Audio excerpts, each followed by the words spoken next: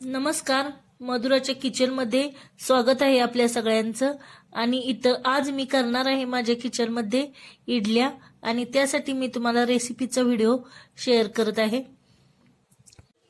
इडली करण्यासाठी इथं मी 4 वाट्या तांदूळ घेतलेले आहेत, आणि ज्या वाटीने तांदूळ घेतलेले आहेत त्याच वाटीने मी इथं अर्धी वाटी उडदाची डाळ घेतलेली आहे।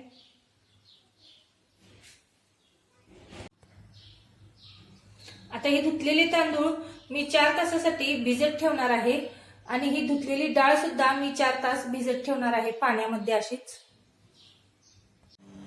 आता हे 4 तास भिजलेले तांदूळ मी मिक्सर मधून वाटून घेते, आणि त्याबरोबर डाळ ही वाटून घेते।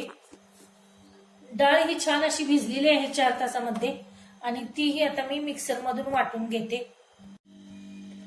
हे आता मी मिक्सरला भिजलेले तांदूळ वाटून घेतलेले आहेत, आणि ते आता मी एका पातेल्यामध्ये काढत आहे।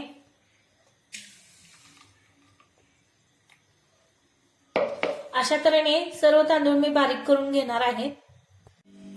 इडलीसाठी भिजत घातलेले सर्व तांदूळ बारीक करून झालेले आहेत, आणि आता मी ही मिक्सरच्या भांड्यामध्ये वाटून घेण्यासाठी उडदाची डाळ घेतलेली आहे, आणि तीही मी बारीक करून पिठामध्ये मिक्स करून घेणार आहे।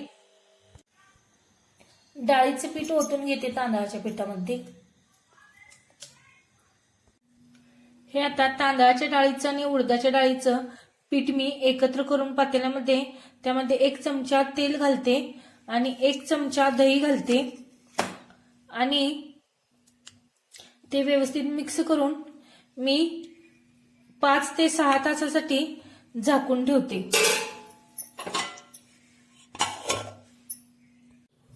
या मिक्सरला थोडंसं बारीक करून घेतलेल्या पिठामध्ये आता मी 1 चमचा मीठ घालते,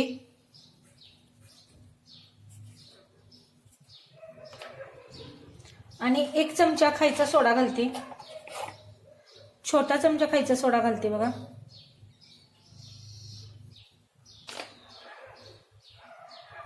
आणखी 1 इनोचं पॅकेट घालते, आणि हे व्यवस्थितरित्या हलवून घेते।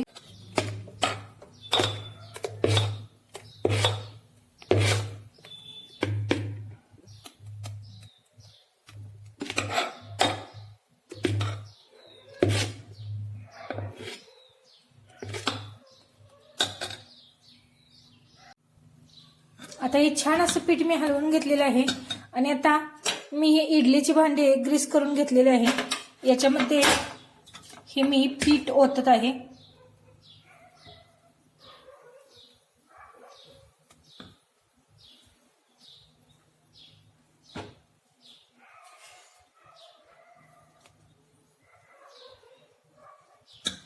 अशा तऱ्हेने मी इडलीची 4ही भांडी भरून घेणार आहे।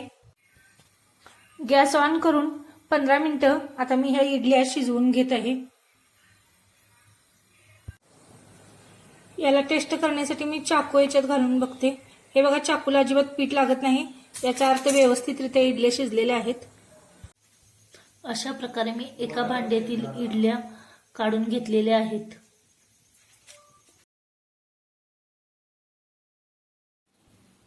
इथं इडलीचे सांबार करण्यासाठी मी 2 शेवग्याची शेंगा चिरून घेतलेल्या आहेत, आणि कुकरमध्ये अर्धी वाटी तुरीची डाळ आणि अर्धी वाटी मुगाची डाळ याला अगोदर 1 शिट्टी करून घेतली, आणि त्यानंतर इथं कुकरमध्ये चिरलेल्या शेंगा टाकलेल्या आहेत, 1 मोठा टोमॅटो चिरून टाकलेला आहे, आणि 1 कांदा सुद्धा चिरून घातलेला आहे। आणि आता ह्याच्यामध्ये मी घालत आहे 1 चमचा मीठ आणि 1 चमचा लाल तिखट, आणि ह्याला आता मी 2 शिट्ट्या करून घेणार आहे। याच्यामध्ये मी 1 ग्लास पाणी ओतते, आणि कुकरला टोपण घालून शिजण्यासाठी ठेवत आहे।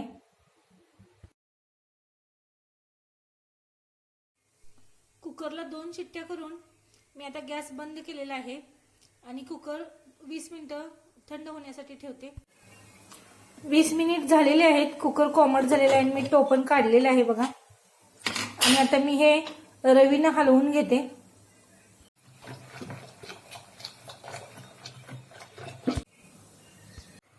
सांबाराला फोडणी देण्यासाठी मी इथं पातेल्यामध्ये घातलेले आहे 1 चमचा म्हणजे मोठा आमटीचा चमचा डावभर तेल फोडणीसाठी. आणि हे बघा 1 चमचा जिरे, अर्धा चमचा मोहरी, कढीपत्त्याचे 1 पान आणि 1 मिरं आणि 2 तमालपत्री हे मी फोडणीला देण्यासाठी घेतलेलं आहे. हे आता मी तेलामध्ये ओतत आहे.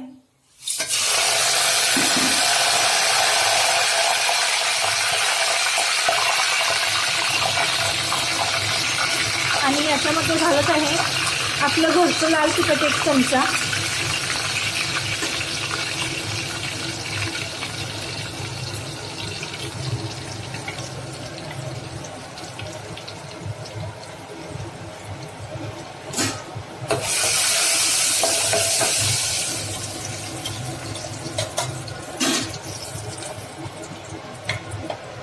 मी त्यामध्ये ओतत आहे